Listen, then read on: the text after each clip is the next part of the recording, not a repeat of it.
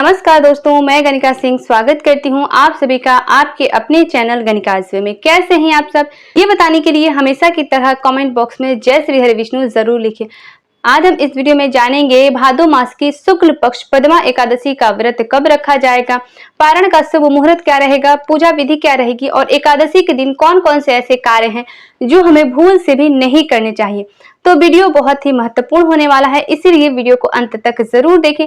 और अगर आप सभी के लिए वीडियो हेल्पफुल होता है तो एक लाइक जरूर करें और इसके साथ ही मेरे चैनल को सब्सक्राइब करके बेल आइकन को प्रेस कर दें ताकि मेरी आने वाली वीडियो की सभी नए नोटिफिकेशन आप सभी के पास सबसे पहले पहुंचे। तो चलिए हम वीडियो को शुरू करते हैं। तो सबसे पहले मैं आपको बता दूं कि एकादशी प्रत्येक माह में 2 बार आती है, एक कृष्ण पक्ष की और एक जो है वो शुक्ल पक्ष की है। बहुत सारे लोग जो है वो सिर्फ शुक्ल पक्ष का एकादशी का व्रत ही करते हैं और बहुत सारे लोग जो है वो दोनों ही व्रत करते हैं। तो ये टोटली अपने ऊपर होती है, ठीक है। सबसे पहले मैं आपको बता दूं कि भादो मास की शुक्ल पक्ष एकादशी को परिवर्तनी एकादशी भी कहा जाता है और कई कई जगहों पे पद्मा एकादशी भी कहा जाता है, ठीक है। इस एकादशी का अपना ही एक बहुत ही विशेष महत्व है।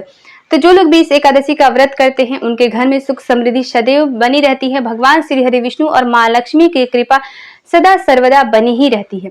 तो इसीलिए एकादशी का व्रत हमें जरूर करना चाहिए। चलिए अब हम जान लेते हैं कि एकादशी का व्रत हमें किस दिन करना है, व्रत पारण का शुभ मुहूर्त क्या रहेगा।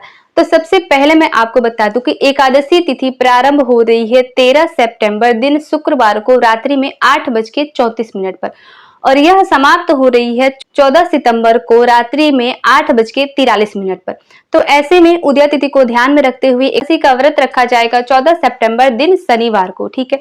एकादशी व्रत 3 दिवसीय होता है। 10वीं तिथि से ही इस व्रत के नियम का प्रारंभ हो जाता है। जैसा कि 10वीं तिथि के दिन जितनी भी सुहागिन महिलाएं हैं उनको अच्छे से बाल वगैरह धोके शुद्ध और सात्विक भोजन करना चाहिए, ठीक है, क्योंकि एकादशी के दिन पे बाल नहीं धोया जाता, ठीक है। जो भी लोग पीरियड्स से हैं वो लोग सिर्फ व्रत रख सकते हैं, व्रत में पूजा नहीं कर सकते हैं, पूजा विधि कुछ भी नहीं कर सकते हैं, ठीक है। तो सिर्फ उनको व्रत रखना चाहिए।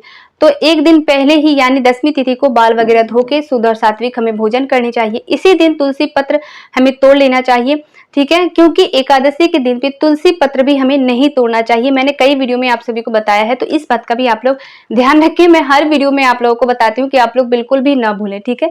तो इस चीज का भी आप लोग ध्यान रखें। तो एकादशी का व्रत हमें रखना है 14 सितंबर को, ठीक है, 14 सितंबर यानी कि दिन शनिवार को इस दिन एकादशी का व्रत हमें रखना है। पारण का शुभ मुहूर्त आप लोगों ने पूछा है, तो एकादशी व्रत का पारण अगर हम द्वादशी में करते हैं तो ये अत्यंत ही शुभ माना जाता है। तो जो पारण का शुभ मुहूर्त है वो है 15 सितंबर को सुबह में 6:10 से मतलब 8:30 तक यानी कि 8:30 बजे तक। तो सुबह 6:10 से 8:30 बजे तक हमें पारण कर लेना है द्वादशी तिथि में ही, ठीक है। भोजन इत्यादि अगर बन गया है तो आप लोग वो भी कर सकते हैं, नहीं बना हो अगर तो मुख में गंगा जल और तुलसी पत्र लेकर भी आप लोग जो है वो व्रत का पारण कर सकते हैं, ठीक है। द्वादशी तिथि प्रारंभ हो रही है 14 सितंबर को रात में 8:44 से 15 सितंबर को समाप्त होगी 7:30 बजे तक, ठीक है। तो ये मैंने आपको टाइमिंग बता दी, आप लोग अच्छे से सुन लीजिएगा और कहीं पे नोट करके रख लीजिएगा। तो चलिए अब हम जान लेते हैं कि एकादशी के दिन कौन कौन से कार्य हमें नहीं करना चाहिए और कौन कौन से कार्य हमें जरूर करना चाहिए, ठीक है। सबसे पहले मैं आपको बता दूं कि एकादशी के दिन सूर्योदय से पूर्व उठ के स्नान आदि करके सूर्य भगवान को 1 लोटा जल चढ़ा के फिर हमें भगवान श्री हरि विष्णु माँ लक्ष्मी की पूजा अर्चना करनी चाहिए। हो सके तो इस दिन हमें पीले रंग के वस्त्र धारण करने चाहिए, ये ज्यादा शुभ माना जाता है।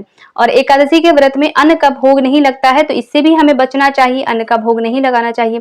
पीले फल, पीले मिठाई, ठीक है, केला का भोग इस दिन हमें जरूर लगाना चाहिए। तो ये सभी चीजें आप लोग जो है वो पहले से एकत्रित करके रख ले एक दिन पहले ही, और तुलसी पत्र जो है एक दिन पहले ही तोड़ के रख ले, क्योंकि बिना तुलसी पत्र के भगवान श्री हरि विष्णु जो है वो भोग स्वीकार नहीं करते हैं, उनके भोग में तुलसी पत्र होना अत्यंत ही जरूरी होता है। तो इसीलिए आप लोग इस बात का ध्यान रखिए, तुलसी पत्र एक दिन पहले ही तोड़ लें, ठीक है। एकादशी के दिन पे तुलसी जी को जल भी हमें नहीं चढ़ाना चाहिए, तो इस चीज का भी आप लोग जो है वो ध्यान रखें। दूसरी चीज क्या है कि बोला जाता है, ऐसी मान्यता है कि एकादशी के दिन हमें सोना भी नहीं चाहिए, ठीक है।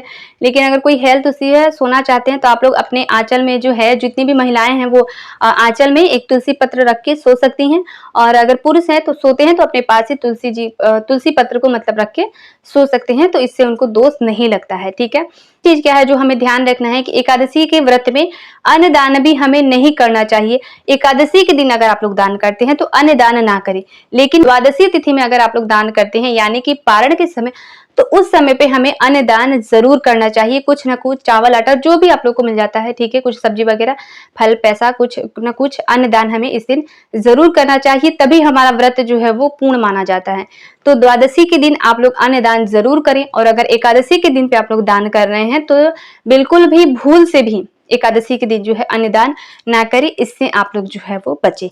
ठीक है, आशा करती हूँ आज का वीडियो आप लोगों के लिए बहुत ही हेल्पफुल होगा। वीडियो हेल्पफुल लगी तो एक लाइक जरूर करें, और इसके साथ ही मेरे चैनल को सब्सक्राइब करके बेल आइकन को प्रेस कर दे, ताकि मेरी आने वाली वीडियो के सभी नए नोटिफिकेशन आप सभी के पास सबसे पहले पहुंचे।